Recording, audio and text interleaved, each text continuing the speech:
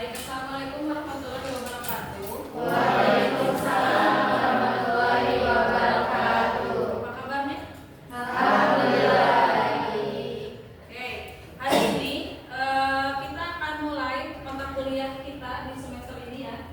Tentu mata kuliah yang belum pernah kalian jalani selama ini gitu ya. Jadi mata kuliah kali ini adalah sistem informasi akuntansi. Ada yang tahu sistem informasi akuntansi itu apa? Yang terbayang di benak kalian apa ketika berbicara terkait sistem informasi akuntansi? Catatan keuangan, kemudian Sistem informasi tentang siklus keuangan, ada lagi? Yang lainnya? Terbayang ada angka-angka tidak di dalamnya? Terbayang. Bayangan kalian ternyata salah ya. Karena di sistem informasi akuntansi di sini tidak ada angka-angka seperti pada akuntansi keuangan dasar dan lain sebagainya. Jadi di sini kita akan fokus membuat dan merancang sistem informasi. Nanti ada tugas yang akan saya berikan ke kalian untuk 1 semester ya. Karena ini adalah mata kuliah berbasis proyek. Nah, kita lihat dulu definisi sistem itu sendiri. Sistem itu serangkaian 2 atau lebih komponen yang saling terkait dan berinteraksi untuk mencapai tujuan. Berarti kalau cuma ada 1, ya, disebut sistem atau tidak? Tidak. Minimal ada 2 unsur bertemu, maka dikatakan itu adalah sistem. Ya. Sebagian besar sistem terdiri dari subsistem yang lebih kecil yang mendukung sistem yang lebih besar. Jadi sistem itu isinya ya subsistem gitu ya. Contoh apa? Tubuh kalian manusia ini seluruhnya terdiri dari subsistem. Coba sebutkan sistem yang berjalan di tubuh kita. Sistem pencernaan, terus pernapasan, terus penglihatan. Ada lagi? Banyak ya? Sistem yang berjalan di tubuh kita.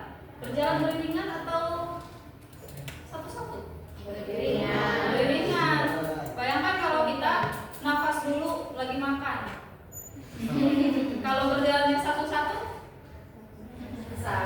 Bentar, makan dulu. Jadi nafasnya nanti belakangan.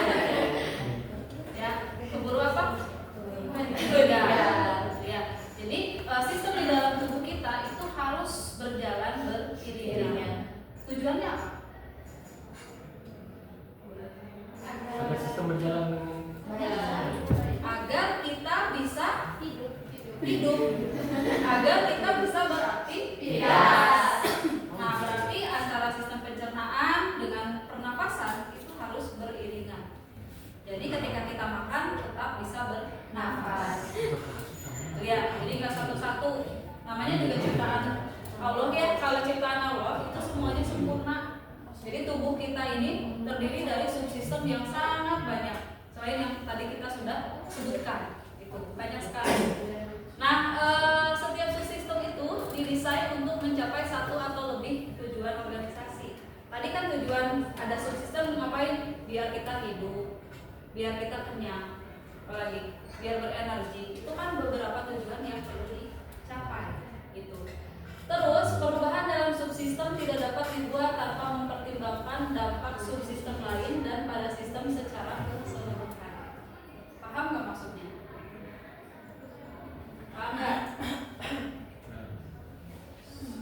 ya paham. Coba dirubah sedikit. Apa? Posisi jantung yang di mana? Di kiri. Ya. Ke tengah. Kira-kira gimana? Mempengaruhi sistem yang lain nggak? Mempengaruhi sistem yang lain. Jadi tidak boleh dipindahkan dan dirubah tanpa memperhatikan sistem yang lain dan jalan. Gitu. Paham ya? Siap. Kita lanjutkan. Nah, ini istilah-istilah dalam sistem. Ya, ada konflik tujuan atau konflik kepentingan. Di sini terjadi ketika tujuan subsistem tidak konsisten dengan tujuan subsistem lainnya atau dengan sistem secara keseluruhan. Jadi ada yang berseberangan sistem yang lain. Di antara manusia saja kalau ada yang berseberangan pendapat, di balaturan mah mual ya, disisihkan. Nah, sama di sistem seperti itu. Kemudian ada keselarasan tujuan terjadi ketika subsistem mencapai tujuannya saat berkontribusi dengan tujuan keseluruhan organisasi. Ada data di sini, data itu fakta yang dikumpulkan, disimpan dan diproses oleh sistem informasi. Jadi data itu fakta. Kalau gosip, fakta yang berbeda. Ya. Kalau gosip itu belum jadi fakta. Baru apa? Seliweran aja berita kabar burung ya disebutnya. Nah kalau data itu sudah menjadi fakta. Kemudian di sini ada informasi, data yang telah dikelola dan diproses untuk memberikan arti.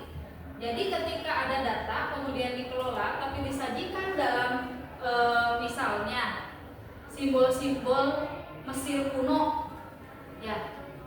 Misal ada data nih, salah satu mahasiswa di sini golongan darahnya B, terus tingginya 150 cm, beratnya 63 kilo.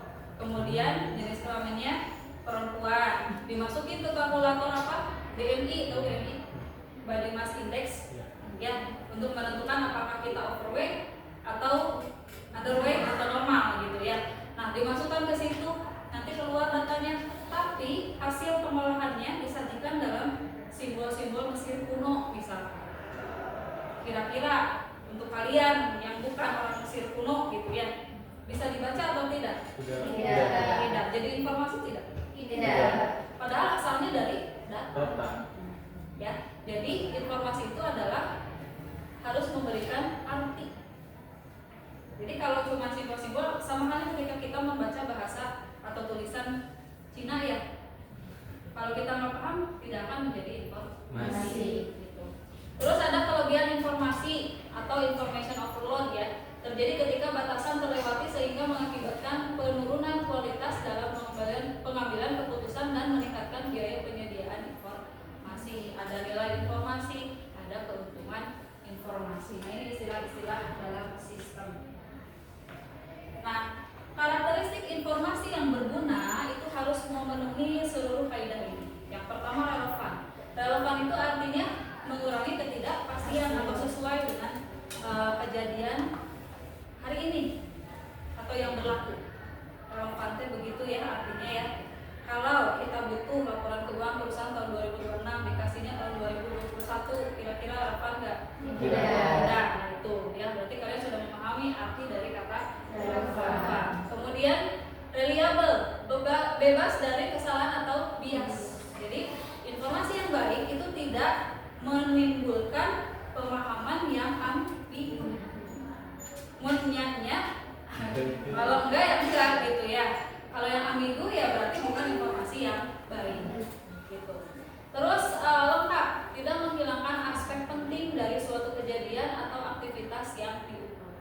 Jadi jangan sepotong kayak zaman sekarang ya, nonton apa YouTube, potong bagiannya kemudian di share di medsos. Pada akhirnya akan menimbulkan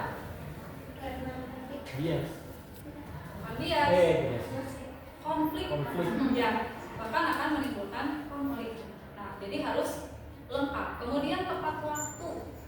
Kalau dibutuhin laporannya hari ini berarti harus selesai hari ini, maka akan menjadi informasi yang baik. Kemudian dapat dipahami, disajikan dalam format yang dapat dimengerti dan jelas. Ini jelas tidak usah saya uraikan ya. Kemudian dapat diverifikasi, dua orang yang independen dan berpengetahuan di bidangnya dan masing-masing menghasilkan informasi yang sama.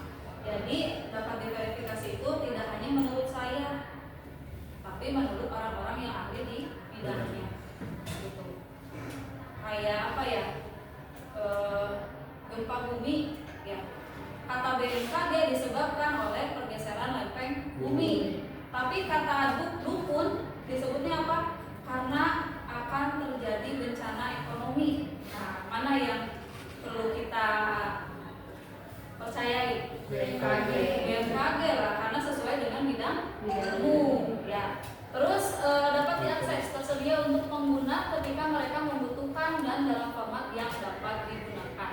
Intinya dapat diakses, laporan keuangan di share di website biasanya. Nah itu kan bisa menjadi informasi.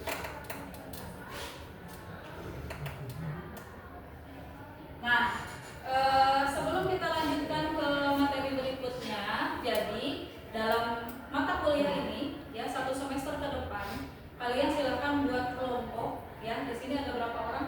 19 dibagi 5, boleh ya?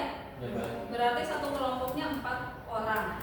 Tugasnya apa? Nah tugasnya itu silakan kalian turun ke UMKM. Jadi pertama cari UMKM, ya bebas mau apapun itu, makanan, fashion dan lain sebagainya. Kemudian yang kedua, silakan kalian analisis pelaksanaan sistem di UMKM tersebut. Nanti kalian boleh pilih sistem akuntansi yang mana atau sistem informasi yang mana yang akan kalian analisis di UMKM tersebut. Kemudian berikutnya, setelah melakukan analisis, nanti kan kalian akan menemukan kekurangan-kekurangan ya di dalam hasil analisis tersebut. Nah, nanti kalian silakan desainkan sistem untuk UMKM tersebut sesuai dengan bidang sistem yang kalian pilih. Jadi nanti kalian bikin flowchart, dijelaskan prosedurnya. Kalau UMKM-nya belum punya form yang memadai, kalian rancangkan formnya, gitu ya.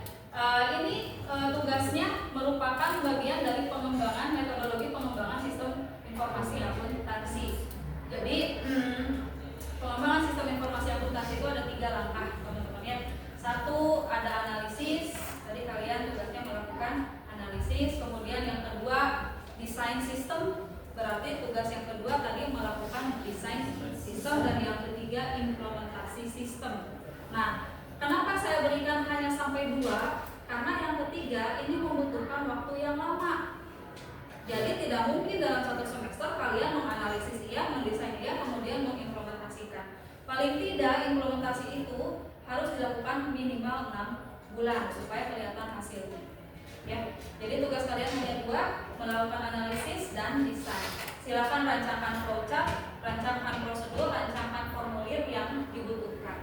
Hasilnya apa? Karena ini project, ya nanti outputnya silakan buat laporan dengan desain suka-suka, ya. Desain suka-suka itu kan sekarang udah musimnya pakai Canva ya. Silakan desain sesuka kalian, ya semenarik mungkin laporannya. Kemudian yang kedua, silakan buatkan poster dari hasil analisis dan desain, ya. Kemudian yang ketiga, buatkan pop-up book. Pop-up book tahu kan? Ya, bisa searching pop-up book, kalau dibuka ada yang digeser informasinya, ya macam-macam lah yang kayak gitu ya. Nah itu nanti outputnya seperti itu. Karena ini project, nah ada lagi PR untuk kalian. Kalian harus menginformasikan ke UMKM-nya, ini loh kurangnya sistem yang diterapkan oleh ibu atau bapak. Kami berikan masukan berupa desain seperti ini. Tapi jangan sampai kalian memaksakan, Bu pokoknya ibu sama bapak harus pakai desain yang kami rancangkan gitu ya. Tidak seperti itu, hanya diberikan informasi saja. Nah ini tujuannya apa? Karena kampus itu harus berdampak, teman-teman ya. Jadi kalian masuk ke UMKM supaya ada hasil nyata kalian kuliah ikhlas. Jadi memberikan dampak positif bagi UMKM kita. Itu. Ada yang bertanyakan terkait tugas? Sudah cukup? Atau masih ada yang mau ditanyakan? Silakan diskusi dulu biar nanti gak lupa-lupa ya. Jadi 1 semester itu ya tugas kalian hanya itu, 1 tugas besar. Nanti kalian juga harus buat PPT-nya, dipresentasikan di depan kelas. Nah ini nanti adalah hasil proyek kalian dijadikan nilai UAS. Gitu ya. Silakan ada yang mau didiskusikan? Ya. Laporan berbentuk apa? Ya, laporan bentuk makalah, tapi desainnya jangan yang kaku ya. Jadi didesain suka-suka sesuai selera kalian. Gitu. Ada lagi? Silakan yang mau diskusi terkait tugas. Ya. Kalau buat kelompoknya sampai berikut.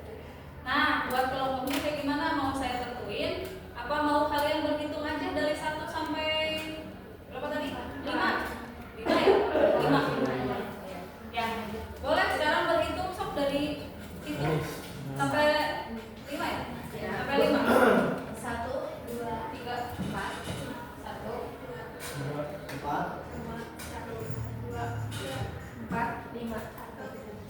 3. Ya, nah itu untuk teman-teman yang dapat tadi angka 1 berarti kalian kelompok 1. Jadi yang pertama presentasi yaitu kelompok 1 gitu ya. Yang 2 ya begitulah terus sampai kelompok 5 gitu ya. Sudah ditentukan kelompoknya. Ada lagi yang mau didiskusikan terkait tugas? Bu, nanti posternya di print gak? Ya jelas gitu.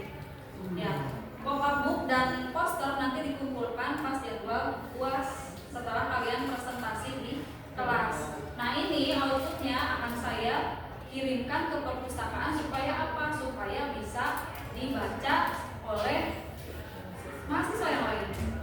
Gitu ya. Jadi kita bagikan hasil proyek kita kepada teman-teman yang lain. Gitu ya. Jadi saya harapkan silakan buat tugas sebaik-baiknya.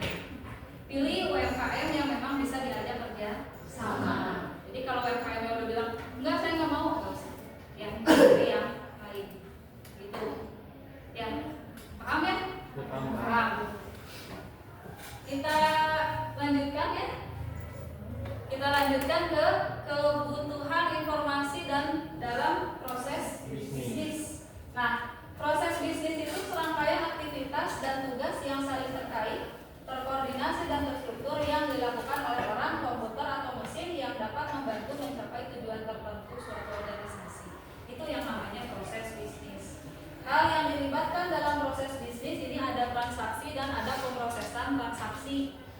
Ada transaksi itu apa kan? Kemudian antara dua entitas untuk melakukan pertukaran barang atau jasa. Sementara pemrosesan transaksi itu lebih ke pencatatan dan nanti outputnya adalah laporan gitu. Terus siklus proses bisnis atau siklus transaksi ini ada siklus pendapatan, siklus pengeluaran, siklus produksi atau konversi, siklus sumber daya manusia dan siklus pembiayaan. Nanti tugasnya, tugas kalian silakan pilih mau siklus yang mana. Untuk dibuatkan sistem informasi ya. Tadi kita baru belajar terkait sistem dan definisinya. Sekarang kita maju ke sistem informasi akuntansi. Nah, sistem informasi akuntansi adalah sistem yang mengumpulkan, mencatat, menyimpan, dan mengolah data untuk menghasilkan informasi bagi pengambilan keputusan. Ya, ini komponen-komponennya. Jadi harus ada orang, ada prosedur. Prosedur itu apa? Apa itu prosedur? Orang nggak tahu ini orang ya. Prosedur? Langkah-langkah, betul ya. Terus data, perangkat lunak. Terus ada infrastruktur teknologi informasi dan pengendalian internal. Nah, pengendalian internal ini juga kita bahas nanti di mata kuliah lain di auditing. Jadi sebetulnya mata kuliah di dalam akuntansi itu saling berhubungan satu dan lainnya, gitu ya. Selanjutnya ada fungsi sistem informasi dalam bisnis. Saya mau mengingatkan sistem informasi itu tidak harus memakai perangkat lunak. Jadi yang namanya sistem, meskipun tidak terkomputerisasi, tetap aja namanya sistem. Ya, penggunaan teknologi ini hanya untuk pelengkap sistem. Gitu. Fungsi sistem informasi dalam bisnis: 1. Mengumpulkan dan menyimpan data mengenai aktivitas, sumber daya, dan personel organisasi. Kemudian mengubah data menjadi informasi dan memberikan pengendalian yang memadai. Gitu. Ya, ada yang mau ditanyakan sampai sini? Ada yang mau ditanyakan? Sudah cukup? Sudah cukup ya? Nah, kita lanjutkan lagi. Sistem informasi akuntansi itu bisa menambah nilai organisasi. Caranya: 1. Meningkatkan kualitas dan mengurangi biaya produk. Jadi kalau sistem informasi yang kita rancang malah menambah biaya, berarti gagal. Ya, harusnya mengurangi biaya. Terus meningkatkan efisiensi. Jadi dengan adanya sistem ini tujuannya adalah untuk supaya bisnisnya lebih efisien, tidak ada penghamburan sumber daya, gitu ya. Terus berbagi pengetahuan, meningkatkan efisiensi dan efektivitas rantai pasok, dan meningkatkan struktur pengendalian internal, juga meningkatkan pengambilan keputusan. Itu saja mungkin untuk hari ini ya. Terima kasih banyak. Jangan lupa tugasnya langsung dikerjakan. Jadi nanti setiap pertemuan saya evaluasi sudah sampai mana tugasnya, apa kendalanya, nanti kita sharing-sharing lagi di pertemuan berikutnya. Sekian dari saya, terima kasih. Assalamualaikum warahmatullahi wabarakatuh.